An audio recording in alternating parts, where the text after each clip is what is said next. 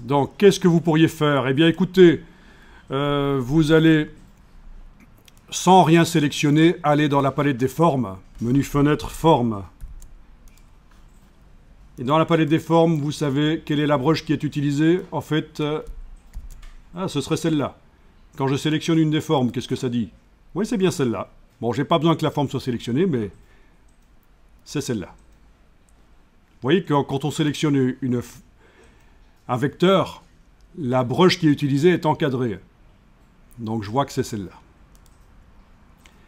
Ok, sans rien avoir qui est sélectionné, vous allez double-cliquer sur la broche. Et là, vous avez la taille, par exemple. La taille, voire même l'angle. Tester. Vous voyez que ça modifie l'illustration grâce à la case aperçue qui est cochée. Il y a un lien entre la broche de la palette forme et les vecteurs qui utilisent cette broche. Donc l'angle, l'arrondi aussi si vous voulez, la taille. Et donc là, en fonction de l'épaisseur de contour que j'ai mise sur les différents vecteurs, qui servent de coefficient multiplicateur de la taille ici, hein, voilà, c'est une des méthodes possibles. Vous avez... Voilà. Intéressant. Alors peut-être que sur certains des vecteurs, il faudrait un autre réglage. Ça ne va pas être facile. Ça supposerait qu'il faut dupliquer la broche dans la palette des formes et utiliser plusieurs broches jumelles sur différentes parties de l'illustration. Je ne vais pas faire ça ici. Mais vous avez l'idée. Si vous voulez avoir des réglages différents sur différents vecteurs, il faudra absolument dupliquer les broches dans la palette des formes. Ok.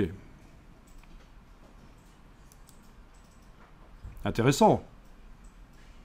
Ok. Alors, dès que vous cliquez sur OK dans la boîte des options de la broche calligraphique, vous avez une question. Qu'est-ce que vous voulez faire? Ben, je veux l'appliquer au contour. La broche que je viens de modifier là, oui, c'est pour l'appliquer à ces contours qui sont sélectionnés. Ce n'est pas pour l'utiliser dans des contours que je vais faire par la suite, dans des vecteurs que je vais faire par la suite. C'est pour ces vecteurs-là qui sont dans l'illustration.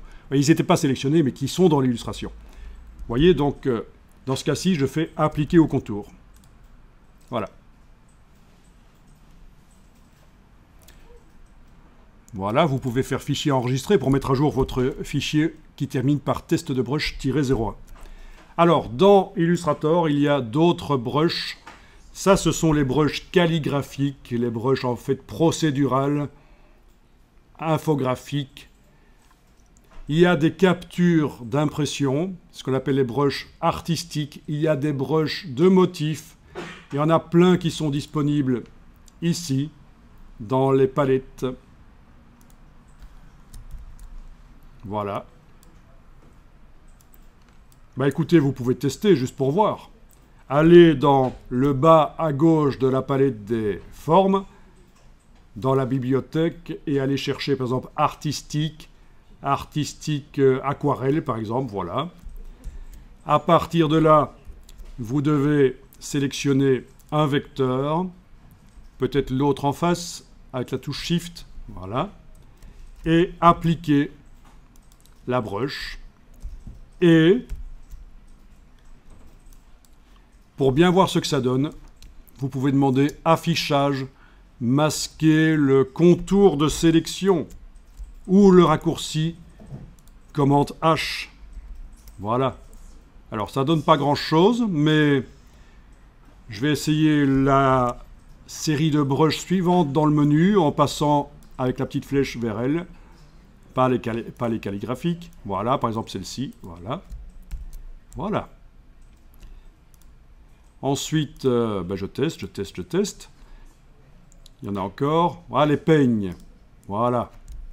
Ça, c'est une technique de peinture traditionnelle, les peignes. Et alors, il faut penser à aller dans la palette contour, menu fenêtre, contour, pour diminuer éventuellement l'épaisseur. 0,5, 0,25, voilà. Vous voyez? J'essaie avec d'autres brushes encore. Enfin voilà, vous avez l'idée. Et il y a encore aussi les brushes de motifs, d'autres types de brushes dans Illustrator, c'est assez vaste. Ah tiens, celle-là elle donne pas mal, mais je vais augmenter son épaisseur. Voilà. Et donc l'idée, c'est d'obtenir quelque chose qui est plus naturel comme effet. Donc c'est ce que Adobe a intégré dans Illustrator depuis quelques années, la possibilité de faire des choses qui ont l'air un peu plus naturelles au niveau du résultat. Bon, ici, c'était juste pour vous montrer les brushes pour ceux qui ne connaissent pas. Je vais revenir en arrière à la brush telle qu'elle était juste avant, la brush calligraphique. Et pour ça, je vais utiliser l'historique de Illustrator, menu fenêtre, historique. Tout ce que vous faites sur l'illustration est enregistré dans l'historique. Et là, la dernière chose que j'ai faite, c'est appliquer une brush artistique. J'ai modifié l'épaisseur du contour. J'en ai appliqué d'autres. Je vais remonter avec la roulette. Voilà, j'en étais arrivé là en fait. Au moment où je faisais les options de la brush, de la forme calligraphique. Donc depuis quelques années, dans Illustrator, il y a, comme dans Photoshop depuis très longtemps, cette palette historique qui vous permet de revenir en arrière, d'aller en avant.